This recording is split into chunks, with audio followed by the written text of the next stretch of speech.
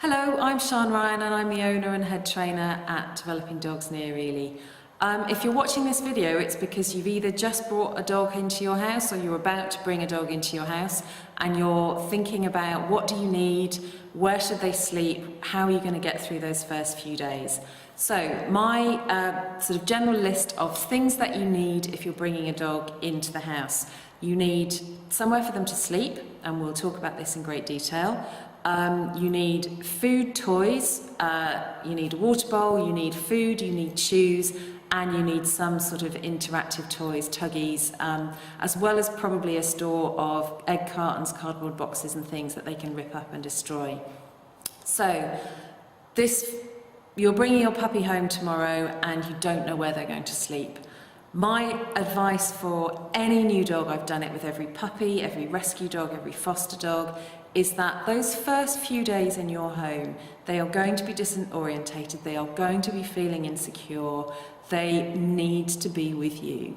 Unless they are very, very scared, in which case if they're taking themselves away and hiding somewhere away from you, then let them be, don't force them to interact with you.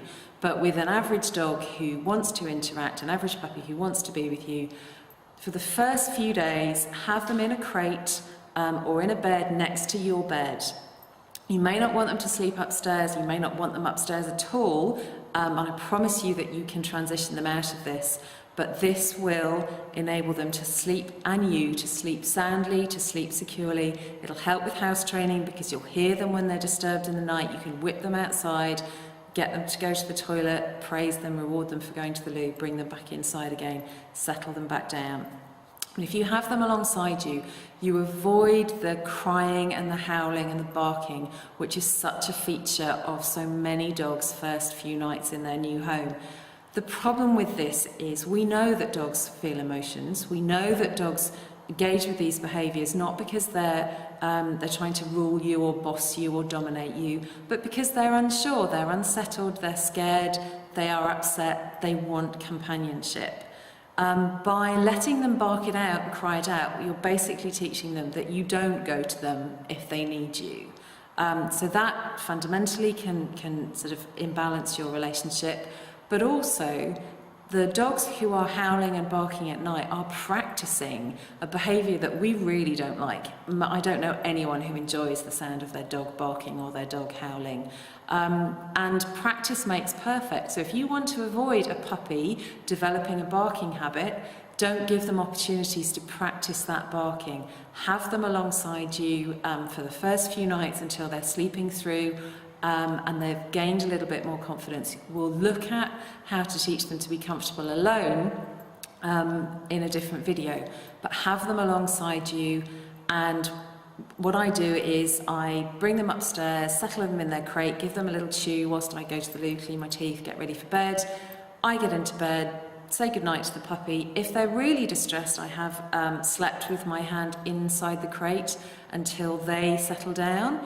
And once they're sleeping, you can just gently remove your hand, you can sleep. When you hear them sort of get disturbed in the middle of the night, don't instantly rush to them, but if you can hear that there's a little bit of distress, okay, now's your cue, they need potentially to go to the loo, you get up, you go outside with them, reward them for going to the bed, but don't get too excited about it, reward them for going to the toilet, sorry, but don't get too excited about it. This is the middle of the night, you don't really want them making this the fun time to go to the loo. But you need to reward them for going outside, bring them back in, settle them back down with another couple of treats, hand on them if they need it, go back to sleep. When they are settling in their crate after a few days without any whimpering and you've been able to withdraw your hand, then move the crate a couple of feet further away from your bed.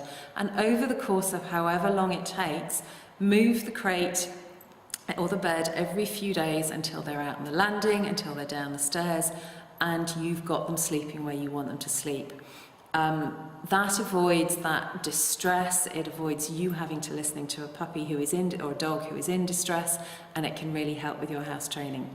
So that's sort of sleeping routines. So they need an upstairs bed or a bed where they're going to sleep overnight alongside you, and they need somewhere downstairs as well, which is their space. You can either move the crate up and down and have two crates, or you can have a puppy pen downstairs, but it's really useful to have somewhere where you can confine the puppy where they're safe and you can give them chews or a Kong or various other bits and pieces whilst you go off and do other things as well, but it keeps them safe in there. So I've talked about chews.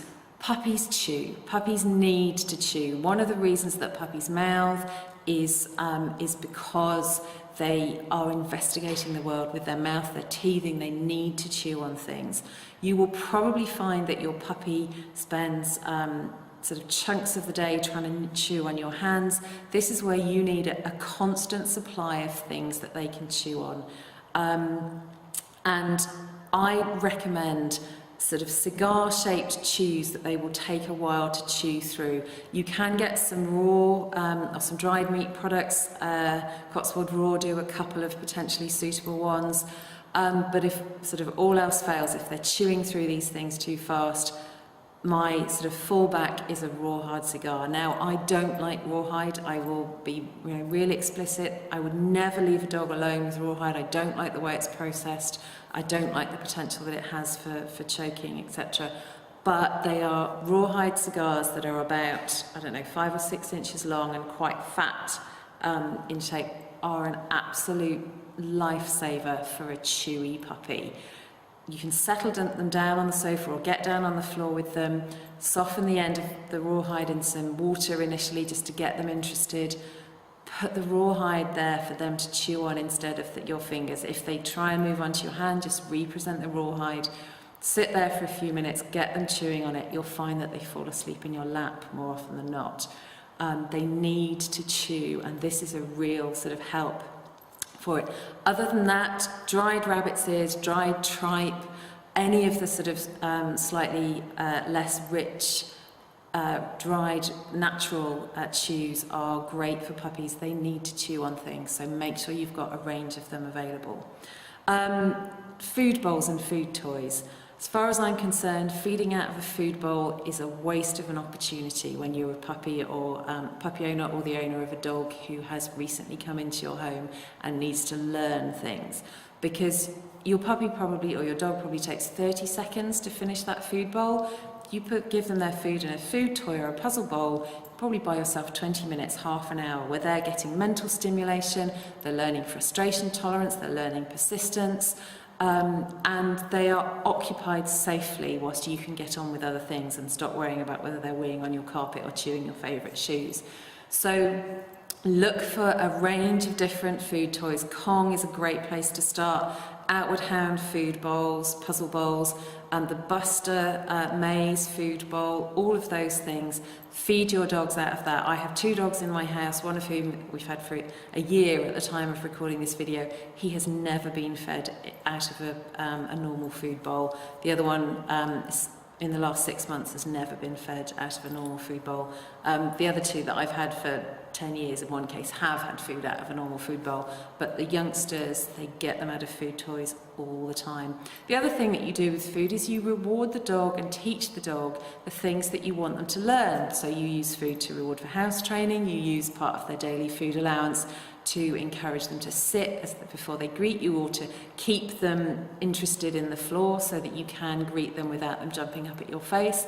You use part of their daily food allowance to scatter on the floor whilst you're getting their lead on so that they're not trying to bite your hand and they're occupied. It's all sorts of things that you can use their daily food for. Feeding them out of a food bowl is just restricting your availability to reinforce and reward. So sort of those are, I say, my sort of top tips for bringing your puppy home. Have them sleep alongside you. Make sure you've got lots of chews available. Make sure that you've got food bowls. Other things to consider are soft toys that they can destroy, that they can rag on, that they can chew on, rip up, play tuggy with you. Cardboard boxes and activity boxes that you can create, again, to keep them occupied. Just things that they can interact with, things that they can work with, that keep them occupied whilst you aren't watching over them all of the time. So some top tips there are some sort of first day things to consider. Look at the other videos to see if you've got a particular problem with house training or nipping or chewing. We're going to talk about those in separate videos. Thanks.